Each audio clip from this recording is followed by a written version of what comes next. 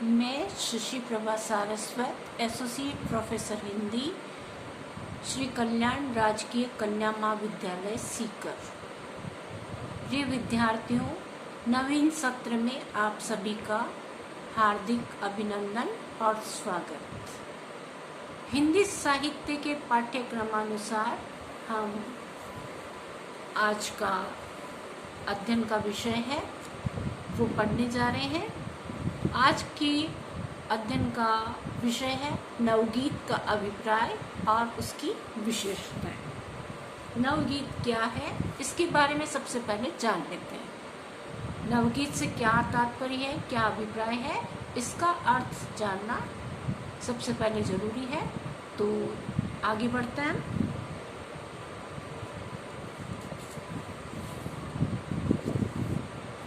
स्वतंत्रता प्राप्ति के बाद न केवल जीवन में अपितु काव्य में भी बौद्धिकता बढ़ती गई और उसी बौद्धिकता से आक्रांत होकर एक साथ गीति विधा को मात्र रोमानी कहकर उपेक्षित कर दिया गया। यह स्थिति वर्णनीय नहीं थी। इसी कारण वातायन के संपादक को यह लिखना पड़ा कि गीत मात्र को सर्वथा त्याज्य घोषित करने का अर्थ यही हो सकता है कि या तो आदमी इतना बदल गया है कि उसमें गति और लय का आनंद लेने की ही शक्ति नष्ट हो गई है, या फिर उसमें प्रतिभा का अभाव है, जिसके कारण गद्यमयी मुक्त छंद में ही अर्थ भर सकता है। और यदि ऐसा नहीं है तो गीत की अनिवार्यता आज भी संदिग्ध है। नवगीत या नया गीत नाम नई कविता की वजन पर रखा गया है। जैसे नई कविता का सूत्रपात आधुनिक रुचि और वैज्ञानिक दृष्टि के कवियों ने किया, उसी प्रकार नवगीत का भी सूत्रपात हुआ।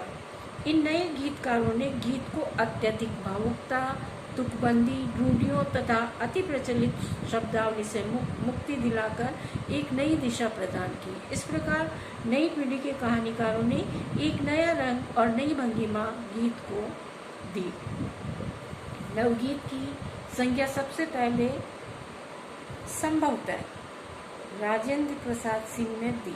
उन्होंने 5 फरवरी 1958 को प्रकाशित गीतांगिनी का संपादन करते हुए अपने संपादकीय लेख में नवगीत की चर्चा की। उन्होंने नवगीत को नई कविता के प्रगीत का पूरक माना है। नई कविता के अनेक कवि भी गीत रचना करते हैं और उनके गीतों में टेक्निक की आधुनिकता तो रहती है, परंतु विषयगत नवीनता का प्राय अभाव रहता है। फिर भी वे पूर्वागत निकायों के गीतकारों का विरोधी अपने को ही समझ लेते हैं। आश्चर्य है, कथ्य की नवीनता का अभाव नई कविता से प्रेरित और पूर्वागत निकायों के गीतों में प्राय बराबर होता है। फिर भी नई कविता का कृतित्व से युक्त या वियुक्त भी ऐसे दातव्य कवियों का अभाव नहीं है जो मानव जीवन के ऊंचे और गहरे किंतु सहज नवीन अनुभव की एकता, मार्मिकता, मांगलिकता को अपने विकसित गीतों से सहेज संवार कर नई टेक्निक से हार्दिक परिवेश की नई विशेषताओं का प्रकाशन कर रहे हैं। प्रगति और विकास की दृष्टि से उन रचनाओं का बहुत मूल्य है जिसमें नई कविता के प्रगीत का पूरक बनकर नवगीत का निकाय जन्म ले रहा है। नई कविता की 7 मौलिक तत्व हैं। कौन कौन से? सबसे पहले आता है ऐतिहासिकता, दूसरा है सामाजिकता, व्यक्तिगत समाहार, समग्रता, शोभा और विराम। तो पूरक के रूप में नवगीत की 5 विकसनशील तत्व हैं: जीवन दर्शन, आत्मनिष्ठा, व्यक्तिबोध, कृतित्व और परिसंचय। इसके आगे नवगीत के स्वरूप पर विचार करते हुए उन्होंने लिखा है कि नवगीत नई अनुभूतियों को प्रक्रिया में संचयित मार्मिक समग्रता का आत्मीयतापूर्ण स्वीकार होगा, जिसमें अभिव्यक्ति के आधुनिक निकायों का उपयोग और नवीन प्रविधियों का संतुलन होगा। इस स्थापना का आभास उन 5 तत्वों के समकालीन नए साक्षात्कार से हो सकता है जो नवगीत का स्वरूप रचने में सचेष्ट हैं। अब आगे बढ़ते हैं नवगीत की प्रमुख विशेषताओं की तरफ। सबसे पहली विशेषता है यथार्थ से साक्षात्कार। नवगीतकार अन्वेषी रहे हैं और अन्वेषी के रूप में उन्होंने यथार्थ से साक्षात्कार किया है। लौकिक यथार्थ की कटुताओं को जीना है और जीवन संघर्ष में कूदने की पूरी कोशिश दिखलाई देती है। एक समीक्षक ने लिखा है कि नवगीत आधुनिक बोध से संपृक्त बौद्धिकता और रागात्मकता से संबद्ध तथा संवेग की लयात्मकता किंतु सहज अभिव्यक्ति है। प्राचीन गीत शैली की अभिव्यक्ति को रूढ़ि कहकर उसे अस्वीकारा गया है और नवगीत के कथ्य के रूप में जीवन संघर्ष को स्वीकृति प्रदान की गई है। नया गीतकार अपने परिवेश के प्रति सजग है, अस्तित्व के प्रति व्यापक रूप से सतर्क भी है। परिवेश और युग जीवन के प्रति उसकी ये सजगता उसके स्वर की नवीनता के लिए उत्तरदायी है। गीत का क्षेत्र भी व्यापक हो गया है। उदाहरण के लिए हम मिश्र जी की ये पंक्तियां देख सकते हैं। कैसा वातावरण अनोखा है, कैसा वातावरण अनोखा है, स्वर जिसको बांध नहीं पाता, स्वर जिसको बांध नहीं पाता, थोड़ी से भूमि गुनगुनाता है, थोड़ी से भूमि गुनगुनाता है, ज्यादा आकाश टूट जाता है, ज्यादा आकाश टूट जाता है। इसी भांति बाल स्वरूप राही ने भी लिखा है, हमको क्या लेना है परदेसी केसर से, हमको क्या लेना है परदेसी केसर से, बूढ़े हिमपात सड़ते तालाबों में खिले हुए बासी जलजात से, हमको तो लिखने हैं गीत नए पिघले इस्पात से, हमको तो लिखने हैं गीत नए पिघलते इस्पात से। लोक जीवन के अनुभवों की गीतात्मक परिणति। लोक जीवन के अनुभवों की गीतात्मक परिणति भी नवगीत में देखने को हमें मिलती है। नवगीतकारों ने लोक जीवन के अनेक झांकियां व्यक्त की है। उदाहरण के लिए जैसे स्मृति संचारी भाव से संबद्ध एक दृश्य इस प्रकार का है। चूड़ियों की गूंज की अनुगूंज, चूड़ियों की गूंज की अनुगूंज मन पर बैठ जाती है, मन पर बैठ जाती है। और माँ की आहटों की बात कहकर, और माँ की आहटों की बात कहकर तुम छुड़ा कर आंगन में दौड़ जाती, तुम छुड़ा कर आंगने में दौड़ जाती। अंतरंग अनुभूतियों की सहजता अगला बिंदु है। नवगीतकार अपनी आंतरिक अनुभूतियों के प्रति सचेत रहे हैं। असल में अंतरंग अनुभूति और जनमानस की धड़कन नवगीतकार की एक पारंपरिक विवशता एवं रुचि बन गया है।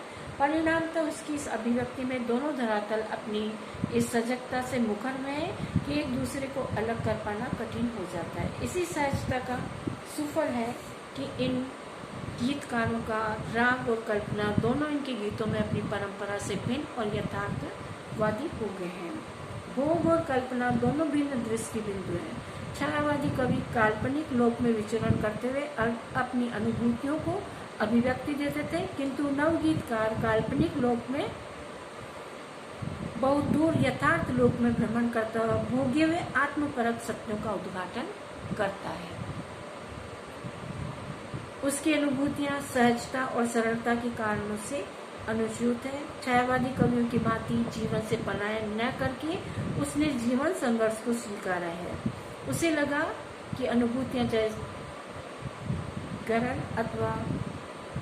गलत अथवा असत्य हो, वह केवल उसी की है।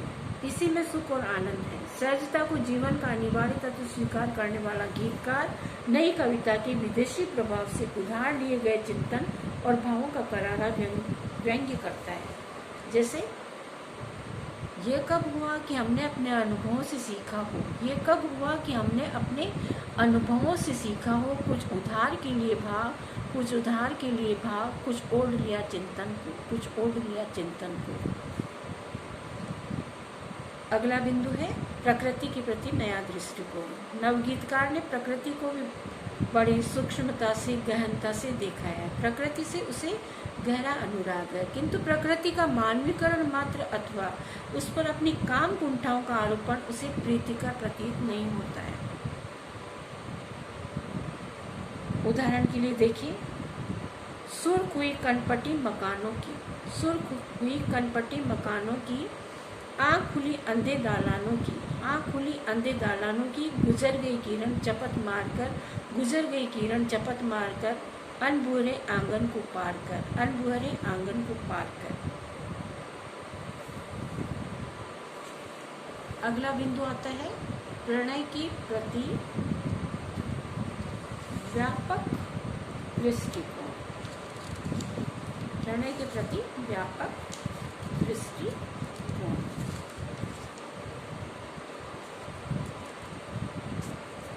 नवगीतकार ने प्रेम को व्यापक दृष्टि से देखा है और उसकी अभिव्यक्ति युगबोध की भूमिका पर की है।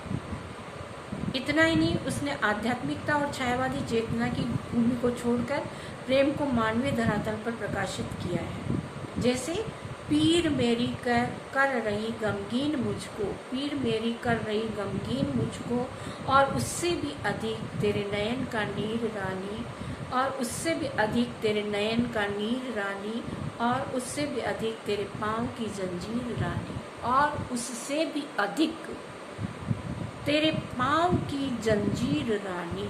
यह सत्य है कि प्रणय के प्रति नई दृष्टि के कारण नवगीतकार उसे शहरी और लोक जीवन के संदर्भों में ही चित्रित किया है। जहाँ प्रणय का धरातल शहरी है वहाँ वह बौद्धिकता से संप्रेषित है। इसके विपरीत जहाँ वह लोक जीवन का स्पर्श करता है वहाँ प्रणय इतनी समस्त गरिमा और महिमा से जीवन को छूता हुआ दिखलाई देता है।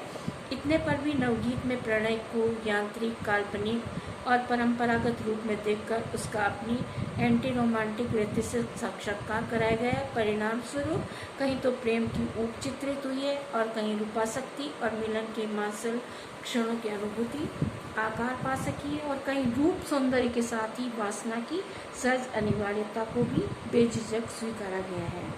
जैसे चीज़ों के कोने टूटे, बातों के स्वर डूब गए, चीज़ों के कोने टूटे, बातों के स्वर डूब गए, हम कुछ इतना अधिक मिले, हम कुछ इतना अधिक मिले, मिलते मिलते उड़ गए। बहुत बहुत